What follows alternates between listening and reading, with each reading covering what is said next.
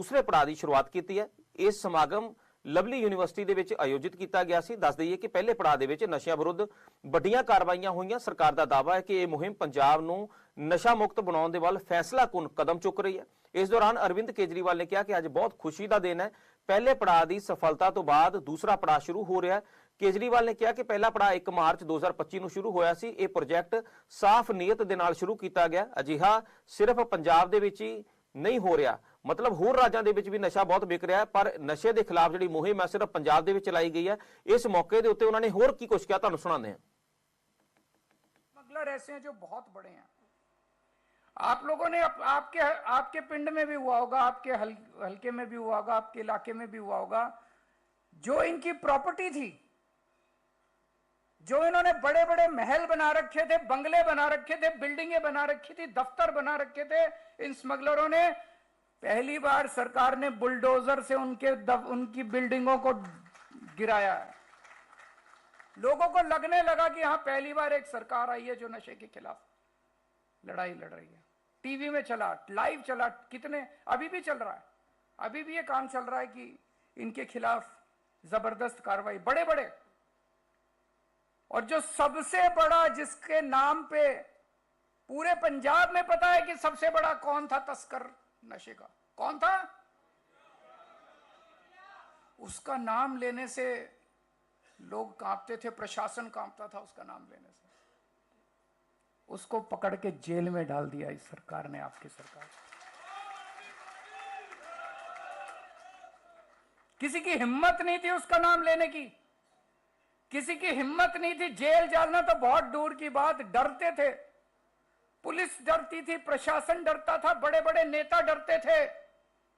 ये तो आम आदमी पार्टी की सरकार है जिसकी हिम्मत थी, जिसने हिम्मत करके उसको जेल में डाल दिया। इससे लोगों का हौसला बढ़ा और लोग सामने आने लगे। जब हमने ये शुरुआत की थी, हमारे पास सबसे बड़ा चैलेंज था जनता का विश्वास जीतना। जनता बोली बड़ी सारी पार्टियां आती है, बड़ी बड़ी बातें करती है, कुछ नहीं होने वाला। लेकिन जब लोगों ने देखा कि बिल्डिंगें टूट रही है, तस्करों की जो घर थे, बड़े बड़ी कोठियां थी, उस पे बुलडोजर चल रहे हैं, तस्कर फड़े जा रहे हैं, सबसे बड़ा नेता उनका पकड़ा गया, तब लोगों को भरोसा, लोगों ने आके फिर बताना चालू किया। एक दिन बड़ा इंटरेस्टिंग वाकया हुआ। मैं और मान साहब बैठे थे। मान साहब ने अपने पिंड में किसी लड़के को फोन लगाया, उससे पूछा अपने पिंड में नशा कौन बेचता है। उस लड़के ने बताया जी फलाना फलाना बेचता है। कहां बेचता है, उसने बताया जी यहां बैठता है, यहां बेचता है। उससे पूछा वो कहां से लाता है नशा, बोला जी वो पुल के नीचे बैठता है बंदा, उससे वो नशा लेके आता है। और वो कहां से लाता है, वो यहां से लाता है। इसका मतलब सारी जनता को पता है नशा कौन बेचता है, सबको पता है नशा कौन बेचता है। तब आज ये फेज 2 की शुरुआत उसी एक किस्से से निकल के आई है। आज जो ये वीडीसी बनाए गए हैं, विलेज डिफेंस कमेटी बनाई गई है, ये क्या है, ये आप ही लोग हैं। हर पिंड से 10, 15, 20 लोगों को इकट्ठा किया गया, उनकी कमेटी बनाई है।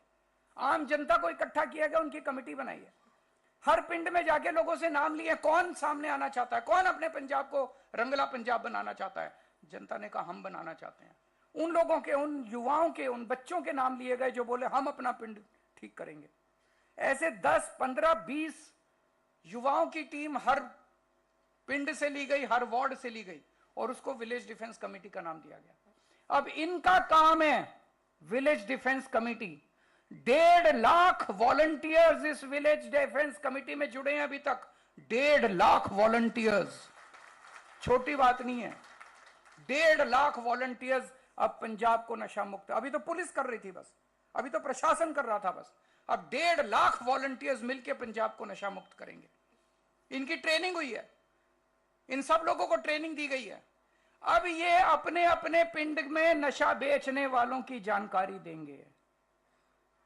जैसा मैंने बताया, मान साहब ने अपने पिंड में एक लड़के को फोन किया, उसने सारी जानकारी दी। ऐसे रैंडम किसी को फोन किया, उसने सारी जनता को पता है, पिंड में सबको पता है नशा कौन बेच रहा है। उस जानकारी को लेंगे वीडीसी के बच्चे, वीडीसी के लोग, उनको एक ऐप दिया जाएगा, सबके फोन में एक ऐप डाला जाएगा। उस ऐप में आपके पिंड में कौन नशा बेच रहा है उसकी जानकारी दो, आपका नाम गुप्त रखा जाएगा, आपको कुछ नहीं होने देंगे, हम हैं, चिंता मत करना। मिलके मिलके नशे को दूर करेंगे, आपका नाम गुप्त रखेंगे, किसी को नहीं बताएंगे। आप उस ऐप में नशा बेचने वालों की, नशा कौन बेच रहा है, वो कहां से नशा लाता है, वो कहां से नशा लाता है, वो सारी जानकारी दो। और ये मॉनिटरिंग, सारी मॉनिटरिंग चीफ मिनिस्टर ऑफिस में होगी। हम देखेंगे कि जो जानकारी आप दे रहे हो उस पर एक्शन हो रहा है कि नहीं हो रहा। ऐसा तो नहीं है कि आपने जानकारी दी और वहां लोकल लेवल पे पुलिस वाला मिलके उससे पैसे लेके उसको छोड़ाया, ये नहीं होने देंगे कतई। लोकल लेवल पे सेटिंग नहीं होने देंगे। अगर आपको यह भी पता है कि कौन कोई प्रशासन से या पुलिस से कोई मिला हुआ है, उसकी भी जानकारी दो, उसको छोड़ेंगे नहीं हम। तंदुरुस्त होगी। देखो बाकी ਦੇ ਕੰਮ ਬਾਅਦ ਚ ਪਹਿਲਾਂ ਸਿਹਤ ਜ਼ਰੂਰੀ ਹੈ। ਸਿਹਤ ਜੇ ਸਾਡੇ ਪੰਜਾਬੀਆਂ ਦੀ ਨਰੋਈ ਸਿਹਤ ਹੋਊਗੀ, ਉਹਨਾਂ ਦੀ ਸੋਚ ਨਿੱਗਰ ਹੋਊਗੀ, ਉਹਨਾਂ ਦੀ ਸੋਚ ਜਿਹੜੀ ਹੈ ਉਹ ਸੋਲਿਡ ਹੋਊਗੀ। ਆਪਾਂ ਕਹਿੰਦੇ ਨਾ ਕਿ ਜਿੰਨੀ ਨੀਂਹ ਵਧੀਆ ਹੁੰਦੀ ਹੈ ਉਨੀ ਬਿਲਡਿੰਗ ਜਿਹੜੀ ਹੈ ਜ਼ਿਆਦਾ ਦੇਰ ਉਹਦੀ ਵੈਲਿਡਿਟੀ ਹੁੰਦੀ ਹੈ। ਇਹ ਆਪਾਂ ਨੀਹਾਂ ਦੀਆਂ ਇੱਟਾਂ ਨੂੰ ਠੀਕ ਕਰ ਰਹੇ ਹਾਂ। ਉਹਨਾਂ ਨੇ ਠੀਕ ਹੈ, ਉਹਨਾਂ ਨੇ ਜਿਹੜਾ ਪੁਰਾਣੀਆਂ ਸਰਕਾਰਾਂ ਨੇ ਬਹੁਤ ਆਪਦੇ ਫਾਇਦਿਆਂ ਵਾਸਤੇ ਕੀਤਾ ਤੇ ਉਹ ਭਰ ਵੀ ਰਹੇ ਨੇ ਆਪਦਾ ਜਿਹਨੇ ਜਿੰਨਾ ਪਾਇਆ। ਪਰਮਾਤਮਾ ਦੀ ਕਚਹਿਰੀ ਚੋਂ ਤਾਂ ਨਹੀਂ ਬਚ ਸਕਦੇ ਨਾ। ਚਲੋ ਇੱਥੋਂ ਵਾਲੀਆਂ ਕਚਹਿਰੀਆਂ 'ਚ ਤਾਂ ਜੱਜ ਜਾਂ ਵਕੀਲ ਜਾਂ ਕੋਈ ਕਰ ਲੈਂਦੇ ਨੇ, ਵੱਡੇ ਪੈਸੇ ਨੇ ਉਹਨਾਂ ਕੋਲੇ, ਗਵਾਹਾਂ ਗਵਾਹਾਂ ਨੂੰ ਮੁਕਰਾ ਲੈਂਦੇ। ਉੱਥੇ ਤਾਂ ਨਹੀਂ ਮੁਕਰਦਾ ਨਾ, ਉੱਥੇ ਤਾਂ ਅਮਲਾਂ ਦੇ ਹੁੰਦੇ ਨੇ ਨਵੇੜੇ, ਕਿਸੇ ਨੇ ਤੇਰੀ ਜਾਤ ਪੁੱਛਣੀ। ਸੋ ਇਸ ਕਰਕੇ ਕਿਤੇ ਨਾ ਕਿਤੇ ਤਾਂ ਮਿਲਦਾ ਹੀ ਹੈ ਜੀ ਫਲ। ਸੋ ਮੈਂ ਤਾਂ ਇਹ ਕਹਿਣਾ ਕਿ ਤੁਸੀਂ ਬਹੁਤ ਵੱਡਾ ਇੱਕ ਪੁੰਨ ਦਾ ਕੰਮ ਕਰ ਰਹੇ ਹੋ। ਪਰਮਾਤਮਾ ਤੁਹਾਨੂੰ ਬਲ ਬਖਸ਼ੇ, ਸਮੱਤ ਬਖਸ਼ੇ। ਮੈਂ ਤਾਂ ਇਹੀ ਅਰਦਾਸ ਕਰਦਾ, ਕਿਉਂਕਿ ਤੁਹਾਡਾ ਨਾਮ ਵੀ ਹਿਸਟਰੀ 'ਚ ਲਿਖਿਆ ਜਾਊ ਕਿ ਜਦੋਂ ਪੰਜਾਬ ਨੇ ਆਪਣੇ ਆਪ ਨੂੰ ਕਲੀਨ ਕੀਤਾ, ਜਦੋਂ ਪੰਜਾਬ ਨੇ ਚਿੱਟੇ ਵਾਲੇ ਦਾਗ ਨੂੰ ਧੋਤਾ, ਤਾਂ ਉਸ ਵੇਲੇ ਕੌਣ ਕੌਣ ਯੋਗਦਾਨ ਕਿਹਦਾ ਸੀ, ਤੁਹਾਡਾ ਸਾਰਿਆਂ ਦਾ ਨਾਂ ਪਹਿਰੇਦਾਰ ਦੇ ਤੌਰ ਤੇ ਰੱਖਿਆ ਜਾਊ।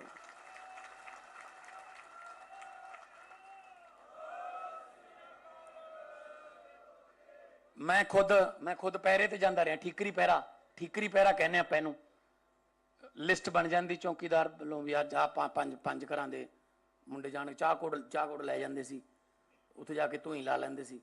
ਤੇ ਚੌਂਕ ਚ ਪਿੰਡ ਦੇ ਚੌਂਕ ਚ ਬਹਿਣਾ ਹੁੰਦਾ, ਕੋਈ ਆਇਆ ਤਾਂ ਉਹਨੂੰ ਪੁੱਛਣਾ ਭਾਈ ਕਿੰਨਾ ਦੇ ਜਾਣਾ ਹੈ, ਕੌਣ ਹੈ ਤੂੰ, ਬਸ ਇਹੀ ਚੈੱਕ ਕਰਨਾ ਹੁੰਦਾ ਕਿ ਵੀ ਕੋਈ ਅਣਜਾਣ ਬੰਦਾ ਨਾ ਪਿੰਡ ਚ ਆ ਜੇ। ਤੇ ਉਹੀ ਪਹਿਰੇ ਜਿਹੜੇ ਨੇ ਹੁਣ ਆਪਾਂ ਨੂੰ ਦੇਣੇ ਪੈਣਗੇ, ਜਿਸ ਤਰ੍ਹਾਂ ਕੇਜਰੀਵਾਲ ਸਾਹਿਬ ਨੇ ਕਿਹਾ।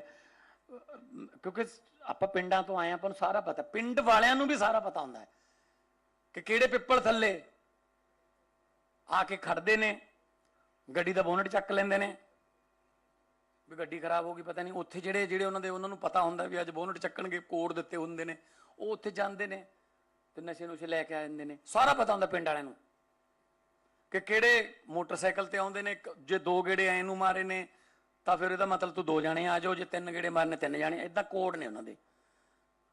ਔਰ ਉਹ ਇਹ ਵੀ ਪਤਾ ਕਿ ਉਹ ਗਾਹਾਂ ਕਿਤੋਂ ਲਿਆਉਂਦਾ, ਇਹ ਵੀ ਪਤਾ ਉਹ ਗਾਹਾਂ ਕਿਤੋਂ ਲਿਆਉਂਦਾ, ਸਾਰਾ ਕੁਝ। ਅੱਛਾ, ਪਿੰਡ ਵਾਲਿਆਂ ਨੂੰ ਇਹ ਵੀ ਪਤਾ ਹੁੰਦਾ ਕਿ ਕਿੰਨਾ ਦੇ ਘਰ ਬਰਬਾਦ ਹੋ ਰਹੇ ਨੇ। ਪਿੰਡ ਵਾਲਿਆਂ ਦੀ ਉਸ ਘਰ ਨਾਲ ਹਮਦਰਦੀ ਵੀ ਹੁੰਦੀ ਹੈ ਕਿ ਇਹਨਾਂ ਦੇ ਘਰੇ ਯਾਰ ਨਸ਼ਾ ਵਾੜਤਾ ਇਹਨਾਂ ਨੇ। ਉਹਦੇ ਵਾਸਤੇ ਲੋਕ ਜਿਹੜੇ ਨੇ ਹਮਦਰਦੀ ਹੁੰਦੀ ਹੈ। ਆਪਾਂ ਵੀ ਉਹਨਾਂ ਲਈ ਹਮਦਰਦੀ ਰੱਖਣੀ ਹੈ। ਜਿਹੜੇ ਨਸ਼ਾ ਕਰਦੇ ਨੇ ਨਾ, ਉਹਨਾਂ ਨੂੰ ਆਪਾਂ ਮਤਲਬ ਮੁਜਰਮ ਨਹੀਂ ਸਮਝਣਾ। ਉਹ ਤਾਂ ਮਰੀਜ਼ ਨੇ, ਵਿਕਟਮ ਨੇ। ਉਹਨਾਂ ਨੂੰ ਤਾਂ ਆਪਾਂ ਜਿਸ ਤਰ੍ਹਾਂ ਕਹਿ ਕੇ ਹਸਪਤਾਲ 'ਚ ਲੈ ਕੇ ਜਾਈਏ, ਉਹਨਾਂ ਨੂੰ ਪਿਆਰ ਨਾਲ ਉਹਨਾਂ ਨੂੰ ਐਂ ਲੱਗਣ ਲੱਗ ਜਾਂਦਾ ਪਤਾ ਨਹੀਂ ਅਸੀਂ ਸਮਾਜ 'ਚੋਂ ਹੀ ਕੱਢਤੇ, ਹੁਣ ਸਾਡਾ ਤਾਂ ਯਾਰ ਘਰ ਬਰਬਾਦ ਹੋ ਗਿਆ, ਮੇਰੇ ਮਾਂ ਬਾਪ ਤਾਂ ਨੀਵੀਂ ਪਾ ਕੇ ਲੰਘਣ ਲੱਗ ਗਏ ਸੱਥ ਵਿੱਚ ਦੀ, ਜਾਂ ਇੱਧਰ ਉੱਧਰ ਦੀ ਲੰਘਣ ਲੱਗ ਗਏ ਵੀ ਯਾਰ ਲੋਕ ਕੀ ਕਹਿਣਗੇ। ਇਹ ਬਹੁਤ ਵੱਡਾ ਸਟਿਗਮਾ ਹੈ ਇੱਕ, ਹੈ ਨਾ, ਕਿ ਯਾਰ ਲੋਕ ਕੀ ਕਹਿਣਗੇ। ਦੁਨੀਆ ਮੇਂ ਸਭਸੇ ਬੜਾ ਰੋਗ ਕਿ ਮੇਰੇ ਬਾਰੇ ਮੇਂ ਕਿਆ ਕहेंगे ਲੋਕ। तो ਇਸ ਕਰਕੇ ਇਹ ਆਪਾਂ ਉਹਨਾਂ ਨੂੰ ਸਮਝਾਈਏ ਕੋਈ ਗੱਲ ਨਹੀਂ, ਗਲਤੀਆਂ ਹੋ ਜਾਂਦੀਆਂ, ਇਨਸਾਨ ਗਲਤੀਆਂ ਦਾ ਪੁਤਲਾ ਹੈ, ਚਲੋ ਆਪਾਂ ਠੀਕ ਕਰਦੇ ਹਾਂ। ਜ਼ਿੰਦਗੀ ਬਹੁਤ ਵੱਡੀ ਪਈ ਹੈ। ਵੱਡੇ ਲੋਕ ਜਿਹੜੇ ਵੱਡੀਆਂ ਗਲਤੀਆਂ ਕਰਕੇ ਵਾਪਸ ਵੀ ਆਏ ਹੋਏ ਨੇ, ਬਾਅਦ 'ਚ ਕਾਮਯਾਬੀਆਂ ਵੀ ਹਾਸਲ ਕੀਤੀਆਂ ਉਹਨਾਂ ਨੇ। ਹੋ ਜਾਂਦੀਆਂ ਗਲਤੀਆਂ 'ਚ ਕਿਹੜੀ ਗੱਲ ਹੈ। ਤਾਂ ਉਹਨਾਂ ਨੂੰ ਮਨਾ ਕੇ ਪਿਆਰ ਨਾਲ, ਨਾ ਕਿ ਉਹਨਾਂ ਨੂੰ ਕੋਈ ਚੜਾ ਕੇ ਜਾਂ ਵੀ ਤੂੰ ਤਾਂ ਗਿਆ, ਉਹ ਤੂੰ ਤਾਂ ਖਤਮ ਹੋ ਗਿਆ, ਤੈਨੂੰ ਉਦੋਂ ਸਮਝਾਇਆ ਸੀ, ਜਾਂ ਮਿਹਣੇ ਤਾਨੇ ਦੀ ਬਜਾਏ ਉਹਨੂੰ ਵਧੀਆ ਤਰੀਕੇ ਨਾਲ ਲੈ ਕੇ ਜਾਈਏ, ਹਸਪਤਾਲ 'ਚ ਲੈ ਜਾਈਏ।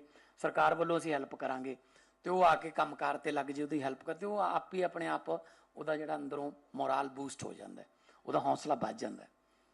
ਇਹ ਚੀਜ਼ ਆਪਾਂ ਨੂੰ ਕਰਨੀ ਪਊਗੀ। ਕੱਲਾ ਇਹ ਨਹੀਂ ਹੈਗਾ ਕਿ ਆਪਾਂ ਨੇ ਲਿਖ ਲਿਆ ਕਿ ਜੇ ਇੰਨੇ ਬੰਦਿਆਂ ਨਾਲ ਅਸੀਂ ਮਿਲੇ, ਇੰਨੀਆਂ ਅਸੀਂ ਜਿਹੜੀਆਂ ਪੈਦਲ ਯਾਤਰਾਵਾਂ ਕੀਤੀਆਂ, ਉਹਦੇ ਨਾਲ ਮਿਲਣਗੇ ਤੁਹਾਨੂੰ ਲੋਕ ਨਵੇਂ ਮਿਲਣਗੇ। ਜਿਵੇਂ ਮਨੀਸ਼ ਜੀ ਨੇ ਕਿਹਾ, ਨਵੇਂ ਲੋਕ ਮਿਲਣਗੇ ਜਿਹੜੇ ਹਜੇ ਚੁੱਪ ਬੈਠੇ ਨੇ, ਉਹਨਾਂ ਦਾ ਵੀ ਹੌਸਲਾ ਵਧੂ। ਚਲੋ ਮੈਂ ਵੀ ਯਾਰ ਨਾਲ ਲਾਵਾਂ, ਮੇਰੀ ਆਵਾਜ਼ ਵੀ ਵਿੱਚ ਰਲ ਜੂਗੀ ਨਾਲ। ਸੋ ਇਸ ਕਰਕੇ ਬੂੰਦ ਬੂੰਦ ਨਾਲ ਸਮੁੰਦਰ ਭਰਦਾ ਕਹਿੰਦੇ ਸਿਆਣੇ। ਤੇ ਆਪਾਂ ਇਹ ਜਿਹੜਾ ਇੱਕ ਇਹ ਜਿਸ ਤਰ੍ਹਾਂ ਦੱਸਿਆ ਕਿ ਇਹ ਬਿਨਾਂ ਲਾਲਚ ਤੋਂ ਕੰਮ ਹੋਊਗਾ ਜੀ। ਪਹਿਲਾਂ ਲੀਡਰਾਂ ਦੇ ਲਾਲਚ ਨੇ ਇੱਥੇ ਤੱਕ ਪਹੁੰਚਾਏ ਆਪਾਂ ਨੂੰ। ਲੀਡਰਾਂ ਦਾ ਲਾਲਚ ਸੀ, ਉਹਨਾਂ ਨੇ ਵੋਟਾਂ ਲੈਣੀਆਂ ਹੁੰਦੀਆਂ ਸੀ ਤੇ ਵੋਟਾਂ ਵਾਸਤੇ ਉਹਨਾਂ ਨੇ ਪ੍ਰਬੰਧ ਕਰਨੇ ਹੁੰਦੇ ਸੀ, ਉਹਨੇ ਵੋਟਾਂ ਹੀ ਇਸ ਮੁੱਦੇ ਤੇ ਲੈਂਦੇ ਸੀ। ਜਿੱਥੇ ਬਾਈ ਇਲੈਕਸ਼ਨ ਹੁੰਦੀ ਸੀ, 14 ਤੋਂ ਇਲੈਕਸ਼ਨ ਲੜਦੇ ਆ ਰਹੇ, मैं तो 12 तो लड़ते आ रहे हैं, जिथे बाई मंच पर उपस्थित हम सबके प्रेरणा स्रोत, हम सबके उत्प्रेरक आदरणीय अरविंद केजरीवाल जी, और उनकी प्रेरणा से, उनके सुझाव पर, उनके दिखाए रास्ते पर चल रहे पूरी पंजाब सरकार में शानदार काम करके दिखा रहे पंजाब के हरमन प्यारे मुख्यमंत्री मेरे मित्र भाई भगवंत मान जी, कैबिनेट मिनिस्टर्स, एमपी साहिबान, एमएलए साहिबान, यहाँ पर उपस्थित ऑफिसर्स, और सबसे बड़ी चीज़ जो भगवंत मान जी की अगुवाई में पंजाब में बनी युद्ध नशे विरुद्ध की टीम, आप सबको बहुत बहुत बधाई। बधाई सबसे पहले तो इस चीज की कि फेज 1 युद्ध नशे के विरुद्ध का फेज 1 बहुत सक्सेसफुल रहा। जैसा अशोक मित्तल जी ने बताया कि पूरे देश में इस बात की चर्चा है, ये नशे के कारोबारी पूरे देश में अपना धंधा चला रहे हैं और राजनीतिक संरक्षण में चला रहे हैं, लेकिन पंजाब मॉडल से निकल के आया है कि युद्ध नशे के विरुद्ध जैसे अभियान चला के नशे के कारोबार की कमर कैसे तोड़ी जा सकती है, इसका सक्सेसफुल मॉडल आप लोगों ने करके दिखाया है भगवंत मान जी की अगुवाई में। इसके लिए मैं पंजाब के मुख्यमंत्री और उनकी मिनिस्ट्री उस सब निभाने का की पूछूं फेज 1 की सफलता के लिए। फेज 1 के सफल होने का सबसे बड़ा कारण, मान साहब, मुझे अभी पीछे मैं माजा की तरफ कुछ कहीं जा रहा था, तो रास्ते में ढाबे पे एक रुक के खाना खा रहा था। वहां पर हमारी टेबल थी, उसके बाजू में कुछ और पुलिस ऑफिसर्स, मतलब एसएचओ या उनकी लोकल टीम, 5-7 लोग आके खाना खाने लगे। पहचान लिया, देख के दुआ सलाम हुई, बातचीत हुई। तो मैंने उनसे बातचीत में पूछ लिया कि आपके इलाके में तो पहले नशे की तस्करी काफी होती थी, थोड़ी खुल के इनफॉर्मल बातचीत चल रही थी, उनका ईमानदारी से बताओ कम हुआ कि नहीं हुआ। तो माजा में तैनात उस पुलिस ऑफिसर ने कहा, जो एसएचओ लेवल के ऑफिसर थे, कि बहुत जबरदस्त कमी आई है जी। उन्होंने फिर गांवों के नाम गिनाए कि जी उसमें बड़ा आदमी था, उसकी सप्लाई तोड़ दी, उसमें बड़ा आदमी था, उसकी सप्लाई तोड़ दी, वहां की चेन तोड़ दी, वहां की सारी चेन तोड़ दी। उन्होंने अपना पूरा मुझे डेटा, खुश होके कि कोई लीडर सुनने वाला मिला है, उन्होंने मुझे बताई। तो मैंने उनसे पूछा कि आप कब से सर्विस में हो? तो 4-5 लोग थे, कोई 20 साल, कोई 25 साल, 15 साल, अलग अलग सर्विसेज, अलग अलग नौकरियां थी सबकी। तो मैंने पूछा इतने समय से आप लोग क्यों नहीं कर पाए? आप तो इसी इलाके में तैनात हो। उन्होंने अपने बताया जी मैं पहले यहां था। मैं, आप लोग इसी इलाके में तैनात हो, पहले क्यों नहीं कर पाते थे? तो मुख्यमंत्री जी उन्होंने जो बताया वो क्रेडिट आपको और अरविंद केजरीवाल जी को बहुत जबरदस्त जाता है। उन्होंने कहा जी पहले भी जब सरकार आती थी किसी पार्टी की, तो आके बात तो करती थी कि नशे तस्करों को छोड़ना नहीं है, पकड़ के रखना है, लेकिन जब हम नशे तस्करों को पकड़ते थे सरकार बदलने के बाद, तो हम कर पाते थे। उसमें बड़ा आदमी था, उसकी सप्लाई तोड़ दी, उसमें बड़ा आदमी था, उसकी सप्लाई तोड़ दी, वहां की चेन तोड़ दी, वहां की सारी चेन तोड़ दी। उन्होंने अपना पूरा मुझे डेटा, खुश होके कि कोई लीडर सुनने वाला मिला है, उन्होंने मुझे बताया। बहुत बहुत धन्यवाद। मंच पर उपस्थित हम सबके प्रेरणा स्रोत, हम सबके उत्प्रेरक आदरणीय अरविंद केजरीवाल जी, और उनकी प्रेरणा से, उनके सुझाव पर, उनके दिखाए रास्ते पर चल रहे पूरी पंजाब सरकार में शानदार काम करके दिखा रहे पंजाब के हरमन प्यारे मुख्यमंत्री मेरे मित्र भाई भगवंत मान जी, कैबिनेट मिनिस्टर्स, एमपी साहिबान, एमएलए साहिबान, यहाँ पर उपस्थित ऑफिसर्स, और सबसे बड़ी चीज़ जो भगवंत मान जी की अगुवाई में पंजाब में बनी युद्ध नशे विरुद्ध की टीम, आप सबको बहुत बहुत बधाई। बधाई सबसे पहले तो इस चीज की कि फेज 1 युद्ध नशे के विरुद्ध का फेज 1 बहुत सक्सेसफुल रहा। जैसा अशोक मित्तल जी ने बताया कि पूरे देश में इस बात की चर्चा है, ये नशे के कारोबारी पूरे देश में अपना धंधा चला रहे हैं और राजनीतिक संरक्षण में चला रहे हैं, लेकिन पंजाब मॉडल से निकल के आया कि युद्ध नशे के विरुद्ध जैसे अभियान चला के नशे के कारोबार की कमर कैसे तोड़ी जा सकती है, इसका सक्सेसफुल मॉडल आप लोगों ने करके दिखाया है भगवंत मान जी की अगुवाई में। ਪ੍ਰਭ ਦਾਸੂਵਾਲਾ ਗੁਰਗ ਦਾ ਇਨਕਾਊਂਟਰ ਦੌਰਾਨ ਗੋਲੀ ਲੱਗਣ ਦੇ ਨਾਲ ਮੌਤ ਹੋ ਗਈ। ਮ੍ਰਿਤਕ ਦੀ ਪਹਿਚਾਣ ਕੱਥੂ ਨੰਗਲ ਵਾਸੀ ਵਜੋਂ ਹੋਈ ਹੈ। ਜਾਣਕਾਰੀ ਦੇ ਮੁਤਾਬਕ ਹਰਮਨ ਸੇਖੋਂ ਪੱਟੀ ਦੇ ਰਹਿਣ ਵਾਲੇ ਕਾਂਗਰਸ ਪਾਰਟੀ ਦੇ ਸੀਨੀਅਰ ਨੇਤਾ ਸਨ, ਜਿਨ੍ਹਾਂ ਕੋਲੋਂ ਫਿਰੌਤੀ ਦੀ ਮੰਗ ਕੀਤੀ ਗਈ ਸੀ। ਉਹਨਾਂ ਨੂੰ ਜਾਨੋਂ ਮਾਰਨ ਦੀਆਂ ਧਮਕੀਆਂ ਵੀ ਮਿਲੀਆਂ ਸੀ। ਇਸ ਦੇ ਨਾਲ ਹੀ ਇੱਕ ਸਰਪੰਚ ਦੇ ਕਤਲ ਮਾਮਲੇ ਦੇ ਵਿੱਚ ਵੀ ਇਸ ਵਿਅਕਤੀ ਦੀ ਭੂਮਿਕਾ ਦੀ ਜਾਂਚ ਕੀਤੀ ਜਾ ਰਹੀ ਸੀ। ਪੁਲਿਸ ਦੇ ਵੱਲੋਂ ਮਾਮਲੇ ਦੀ ਤਫਤੀਸ਼ ਕੀਤੀ ਜਾ ਰਹੀ ਹੈ। ਸਰ ਅੱਜ ਇੱਕ ਇਨਕਾਊਂਟਰ ਮੁਕਾਬਲਾ ਹੋਇਆ, ਕੀ ਮਾਮਲਾ ਹੋਇਆ ਸਰ? ਅੱਜ ਐਸਐਸਪੀ ਤਰਨਤਾਰਨ ਸਾਹਿਬ ਦੀ ਟੀਮ ਸੀਆਈਏ ਦੀ ਟੀਮ ਸੀਗੀ, ਨਾਲ ਏਜੀਟੀਐਫ ਦੀ ਟੀਮ ਸੀਗੀ। ਇਹ ਜੁਆਇੰਟਲੀ ਇਸ ਏਰੀਆ 'ਚ ਆਪਰੇਸ਼ਨਸ ਕਰ ਰਹੇ ਸੀਗੇ। ਅਸੀਂ ਇਹਨਾਂ ਅਨਸਰਸ ਨੂੰ ਗਲਤ ਅਨਸਰਸ ਨੂੰ ਫੜਨ ਵਾਸਤੇ ਇਨਫੋਰਮੇਸ਼ਨ ਬੇਸ ਜਿਹੜੀ ਹੈ ਮੋਟਰਸਾਈਕਲ ਨੂੰ ਚੇਜ਼ ਕੀਤਾ ਗਿਆ, ਬਿਨਾਂ ਨੰਬਰ ਤੋਂ ਮੋਟਰਸਾਈਕਲ ਸੀਗਾ, ਔਰ ਇਨਪੁਟ ਬੇਸਡ ਹੋਣ ਕਰਕੇ ਅਸੀਂ ਨਾਕਾਬੰਦੀ ਵੀ ਸਾਰੇ ਕਰਵਾਈ ਸੀਗੀ। ਇਹ ਵਿਅਕਤੀ ਜਿਹੜਾ ਕਿ ਤੁਹਾਡੇ ਸਾਹਮਣੇ ਮੋਟਰਸਾਈਕਲ ਗਿਰਿਆ ਹੋਇਆ, ਇਸੇ ਮੋਟਰਸਾਈਕਲ ਨੂੰ ਰੋਕਣ ਦੀ ਬਜਾਏ ਇਸ ਕੱਚੇ ਰਸਤੇ ਨੂੰ ਉਤਾਰ ਕੇ ਲੈ ਗਿਆ ਔਰ ਉਤਾਰ ਕੇ ਮੋਟਰਸਾਈਕਲ ਨੂੰ ਸੁੱਟ ਕੇ ਉਹਦੇ ਕੋਲ ਜਿਹੜਾ ਵੈਪਨ ਸੀ ਉਹਦੇ ਨਾਲ ਪੁਲਿਸ ਪਾਰਟੀ ਦਾ ਫਾਇਰ ਕੀਤਾ ਹੈਗਾ। ਫਾਇਰ ਜਿਹੜਾ ਹੈਗਾ ਇੱਕ ਸਾਡੇ ਜਵਾਨ ਦੇ ਲੱਗਾ ਹੈਗਾ, ਉਹਦੀ ਬੁਲਟ ਪ੍ਰੂਫ ਜੈਕਟ ਹੋਣ ਕਰਕੇ ਬਚਾਅ ਹੋ ਗਿਆ, ਫਿਰ ਵੀ ਅਸੀਂ ਹਸਪੀਟਲ ਭੇਜਿਆ। ਕ੍ਰਾਸ ਫਾਇਰ ਦੇ ਵਿੱਚ ਇਹ ਵਿਅਕਤੀ ਨੂੰ ਕਾਫੀ ਇੰਜਰਡ ਹੋ ਗਿਆ ਸੀਗਾ, ਇਹਨੂੰ ਹਸਪੀਟਲ ਸ਼ਿਫਟ ਕੀਤਾ ਗਿਆ, ਜਿੱਥੇ ਪਤਾ ਲੱਗਿਆ ਕਿ ਉਹਦੀ ਡੈਥ ਹੋ ਗਈ ਹੈ। ਇਹ ਵਿਅਕਤੀ ਹਰਨੂਰ ਨਾਂ ਤੋਂ ਆਇਡੈਂਟੀਫਾਈ ਕੀਤਾ ਗਿਆ, ਕੱਥੂ ਨੰਗਲ ਏਰੀਆ ਦਾ ਰਹਿਣ ਵਾਲਾ। ਇਹ ਵਿਅਕਤੀ ਜਿਹੜਾ ਪ੍ਰਭ ਦਾਸੂਵਾਲ ਔਰ ਅਫਰੀਦੀ, ਇਹਨਾਂ ਦਾ ਬਹੁਤ ਕਲੋਜ਼ ਐਸੋਸੀਏਟ ਹੈ ਐਂਡ ਫੀਲਡ ਵਰਕ ਉਹਨਾਂ ਦਾ ਕਰਦਾ ਹੈਗਾ। ਜਿਹੜਾ ਮੋਡਿਊਲ ਅਸੀਂ ਪਹਿਲਾਂ ਬ੍ਰੇਕ ਕੀਤਾ ਸੀਗਾ ਤਾਂ ਐਸਐਸਪੀ ਤਰਨਤਾਰਨ ਸਾਹਿਬ ਦੀ ਟੀਮ ਨੇ ਮਿਸਟਰ ਸੇਖੋਂ ਵਾਲਾ, ਹਰਮਨ ਸੇਖੋਂ ਵਾਲਾ, ਉਸ ਦੇ ਵਿੱਚ ਵੀ ਸਾਨੂੰ ਵਾਂਟਡ ਸੀਗਾ। ਔਰ ਇਹ ਜਿਹੜਾ ਅੰਮ੍ਰਿਤਸਰ ਸਰਪੰਚ ਸਾਹਿਬ ਦਾ ਮਰਡਰ ਹੋਇਆ, ਉਸ ਦੇ ਵਿੱਚ ਵੀ ਪਲੈਨਿੰਗ ਪਾਰਟ ਦੇ ਵਿੱਚ ਸੀਗਾ, ਉਹਨਾਂ ਸ਼ੂਟਰਸ ਦੇ ਨਾਲ ਰਿਹਾ ਵੀ ਹੈ। ਔਰ ਉਸ ਤੋਂ ਬਾਅਦ ਐਗਜ਼ੀਕਿਊਸ਼ਨ ਪਾਰਟ ਦੇ ਵਿੱਚ ਉਹਦਾ ਰੋਲ ਹੈ ਜਿਸ ਅਸੀਂ ਚੈੱਕ ਕਰ ਰਹੇ ਹਾਂ, ਲੇਕਿਨ ਪਲੈਨਿੰਗ ਪਾਰਟ ਦੇ ਵਿੱਚ ਉਹਨਾਂ ਸ਼ੂਟਰਸ ਨੂੰ ਰੱਖਣ ਦੇ ਵਿੱਚ ਉਹਦੇ ਨਾਲ ਸੀਗਾ। ਔਰ ਇਸ ਤੋਂ ਬਾਅਦ ਅਸੀਂ ਬਾਕੀ ਤਫਤੀਸ਼ ਕਰ ਰਹੇ ਹਾਂ ਜੀ, ਜੋ ਤੱਥ ਸਾਹਮਣੇ ਆਉਣਗੇ ਤੁਹਾਡੇ ਧਿਆਨ 'ਚ ਲਿਆਂਦੇ ਜਾਣਗੇ। ਫਿਰੋਜ਼ਪੁਰ ਤੋਂ ਦੁਖਦਾਈ ਖਬਰ ਸਾਹਮਣੇ ਆਈ ਹੈ, ਜਿੱਥੇ 8 ਸਾਲਾ ਬੱਚੇ ਮਨਮੀਤ ਸ਼ਰਮਾ ਦੀ ਦਿਲ ਦਾ ਦੌਰਾ ਪੈਣ ਕਾਰਨ ਮੌਤ ਹੋ ਗਈ। ਜਾਣਕਾਰੀ ਦੇ ਮੁਤਾਬਕ ਮਨਮੀਤ ਸਕੂਲਾਂ ਦੀਆਂ ਛੁੱਟੀਆਂ ਕਾਰਨ ਆਪਣੇ ਨਾਨਕੇ ਪਿੰਡ ਬਜੀਦਪੁਰ ਗਿਆ ਹੋਇਆ ਸੀ ਅਤੇ ਛੱਤ ਤੇ ਦੋਸਤਾਂ ਦੇ ਨਾਲ ਖੇਡਦੇ ਸਮੇਂ ਅਚਾਨਕ ਉਸ ਨੂੰ ਘਬਰਾਹਟ ਹੋਈ। ਪਰਿਵਾਰ ਵੱਲੋਂ ਮਨਮੀਤ ਨੂੰ ਤੁਰੰਤ ਨਜ਼ਦੀਕੀ ਅਮਨਦੀਪ ਹਸਪਤਾਲ ਲਿਜਾਇਆ ਗਿਆ, ਜਿੱਥੇ ਡਾਕਟਰਾਂ ਨੇ ਐਮਰਜੈਂਸੀ ਦੇ ਵਿੱਚ CPR ਸਮੇਤ ਪੂਰਾ ਇਲਾਜ ਕੀਤਾ, ਪਰ ਬੱਚੇ ਦੀ ਹਾਲਤ ਬਹੁਤ ਨਾਜ਼ੁਕ ਹੋਣ ਕਾਰਨ ਉਸ ਨੂੰ ਬਚਾਇਆ ਨਹੀਂ ਜਾ ਸਕਿਆ। ਇਸ ਘਟਨਾ ਤੋਂ ਬਾਅਦ ਫਿਰੋਜ਼ਪੁਰ ਜ਼ਿਲ੍ਹੇ ਦੇ ਵਿੱਚ ਸੋਗ ਦੀ ਲਹਿਰ ਹੈ। ਐਤਵਾਰ ਸ਼ਾਮ ਨੂੰ ਇੱਕ 8 ਸਾਲ ਦਾ ਬੱਚਾ ਜਿਹੜਾ ਹੈ ਉਹ ਸਾਡੇ ਹਸਪਤਾਲ ਦੀ ਐਮਰਜੈਂਸੀ ਦੇ ਵਿੱਚ ਉਹਦੇ ਪੈਰੈਂਟਸ ਉਹਨੂੰ ਲੈ ਕੇ ਆਉਂਦੇ ਨੇ, ਤਾਂ ਉਹਨਾਂ ਦੇ ਪੈਰੈਂਟਸ ਦੇ ਦੱਸਣ ਮੁਤਾਬਕ ਉਹ ਬੱਚਾ ਆਪਣੇ ਨਾਨਾ ਨਾਨੀ ਦੇ ਘਰ ਆਇਆ ਹੋਇਆ ਸੀ ਪਿੰਡ ਬਜੀਦਪੁਰ ਵਿਖੇ, ਔਰ ਉੱਥੇ ਉਹ ਛੱਤ ਤੇ ਆਪਣੇ ਦੋਸਤਾਂ ਦੇ ਨਾਲ ਖੇਡ ਰਿਹਾ ਸੀ ਔਰ ਅਚਾਨਕ ਉਹਨਾਂ ਦੇ ਪੈਰੈਂਟਸ ਦੇ ਦੱਸਣ ਮੁਤਾਬਕ ਉਸ ਬੱਚੇ ਨੂੰ ਘਬਰਾਹਟ ਹੋਈ ਔਰ ਪਸੀਨਾ ਬਹੁਤ ਆ ਰਿਹਾ ਸੀ ਉਹਨੂੰ। ਤਾਂ ਉਹ ਆਪਣੇ ਪੈਰੈਂਟਸ ਨੂੰ ਜਦੋਂ ਉਹਨੇ ਇਹ ਦੱਸੀ ਤਾਂ ਉਹਦੇ ਪੈਰੈਂਟਸ ਨੇ ਉਹਨੂੰ ਪਾਣੀ ਪਿਲਾਇਆ ਔਰ ਉਹਦੀਆਂ ਕੁਝ ਜੈਕਟਸ ਵਗੈਰਾ ਰਿਮੂਵ ਕਰਕੇ ਉਹਨਾਂ ਨੇ ਕੋਸ਼ਿਸ਼ ਕੀਤੀ, ਪਰ ਉਹ ਆਪਣੇ ਦੱਸਣ ਮੁਤਾਬਕ ਉਹ ਆਪਣੇ ਪਿਤਾ ਦੀ ਗੋਦ ਵਿੱਚ ਹੀ ਸੀ ਉਦੋਂ, ਔਰ ਉਹ ਉਦੋਂ ਹੀ ਉਹਨੂੰ ਅਨਕੌਂਸ਼ੀਅਸ ਹੋ ਗਿਆ।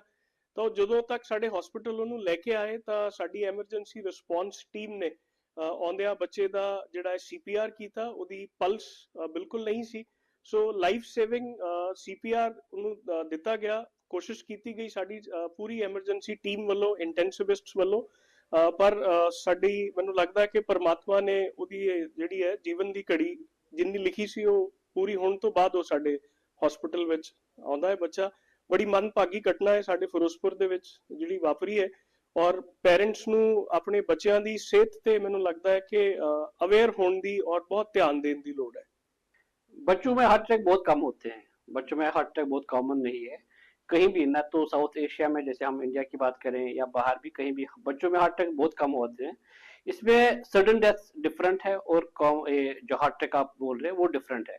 सडन डेथ जैसे आप बोल रहे हैं कि बच्चे का ये बोल रहे हैं कि वो सडन डेथ है, उसमें मल्टीपल कॉज हो सकते हैं, जैसे कंजेनिटल एबनॉर्मलिटीज होती हैं, बहुत सारे हार्ट के ऐसे रिदम डिसऑर्डर्स जिसको बोलते हैं, long QT syndrome, short QT syndrome, Brugada syndrome, ये बहुत सारे अलग अलग सिंड्रोम्स हैं। या in addition to congenital heart disease ऐसी होती हैं जो सडन डेथ दे सकती हैं, एबिस्टिन अनोमली है, बहुत सारे ऐसे कारण हैं। बट इसको हार्ट अटैक में गिनना थोड़ा सा मेरे हिसाब से तो इसको अवॉइड ही करना चाहिए, इसको हार्ट अटैक वाला वर्ड यूज करना। हाँ, सडन डेथ या सडन कार्डियक डेथ आप यूज कर सकते हो वैसा वर्ड, अदरवाइज बच्चों में हार्ट अटैक बहुत रेयर है और अनकॉमन है। तो किन चीजों का ध्यान रखना चाहिए बच्चों में? जी, बच्चों का जैसे सबके लिए कॉमन है, बच्चों में भी, लेकिन कुछ चीजें इंपॉर्टेंट है। जैसे आजकल के बच्चे जंक फूड बहुत कॉमनली हर दिन और हर मोमेंट पे जंक फूड खाते हैं, वो अवॉइड करना चाहिए। उनका जो स्क्रीन टाइम है वो बहुत कम होना चाहिए। स्क्रीन टाइम बहुत बच्चे यूज करते हैं और आउटडोर एक्टिविटीज उसकी वजह से कम हो जाती हैं। आउटडोर एक्टिविटीज जैसे अगर बहुत सारी गाइडलाइंस हम पढ़े तो मिनिमम बच्चों को 3 से 4 घंटे आउटडोर एक्टिविटीज होनी चाहिए पर डे। ये कोई इसका कोई लिमिट नहीं है कि बस एक दिन कर लिया दूसरे दिन नहीं किया, पर डे उनका at least 3 to 4 hours outdoor activities होनी चाहिए। फिर एक और चीज है कि स्लीप टाइम, हर एक डिफरेंट जो एज ग्रुप है उनमें स्लीप टाइम डिफरेंट होता है, बट ऑन एन एवरेज अगर हम बोलेंगे कि 8-10 साल के बच्चों को they should have at least 8 to 10 hours of sleep minimum. ये चीज इंपॉर्टेंट है ये। फिर इसके साथ साथ में आपकी आउटडोर एक्टिविटी जैसे मैंने कहा, फिर आपका ओबेसिटी है। आजकल के बच्चे आपने काफी देखे होंगे जो ओबीज होते हैं, उनका बीएमआई अगर आप देखेंगे 25-28 से एक्स्ट्रा होता है। तो डाइट का हमें काफी ख्याल रखना है उस हिसाब से, ताकि उनका बीएमआई ठीक रहे, मोटापा नहीं हो, क्योंकि मोटापा हो जाएगा तो शुगर अर्ली हो जाएगा, ब्लड प्रेशर अर्ली हो जाएगा, जो हार्ट डिजीज है या ब्रेन की डिजीज है वो अर्ली हो जाएंगी, और ये कुल मिला के एक सिंड्रोम बना देते हैं बाद में, जिसको मेटाबॉलिक सिंड्रोम या सिंड्रोम एक्स भी बोलते हैं, जो कि early heart disease, early heart attacks दे सकते हैं। डिफरेंट जो हार्ट अटैक जैसे बोलेंगे, हार्ट अटैक मतलब होता है कि हार्ट की जो नस है, हार्ट की जो मेन रग है वो अगर बंद हो जाएगा वो हार्ट अटैक देता है। रीजन यही होते हैं, जैसे मैंने आपको रिस्क फैक्टर्स गिनाए पहले, शुगर होता है, ब्लड प्रेशर होता है, ठीक है, आपका मोटापा होता है, अगर अच्छा कंट्रोल ब्लड प्रेशर नहीं है, फिर आपके साथ में जंक फूड या जो हम बाहर का खाना काफी खाते हैं उससे हो सकता है, हाई कोलेस्ट्रॉल लेवल है उससे होता है, स्ट्रेस एंजाइटी खासकर थोड़े से बड़ों को होती है, बच्चों में स्ट्रेस एंजाइटी है अभी भी काफी डिफरेंट एंजाइटी।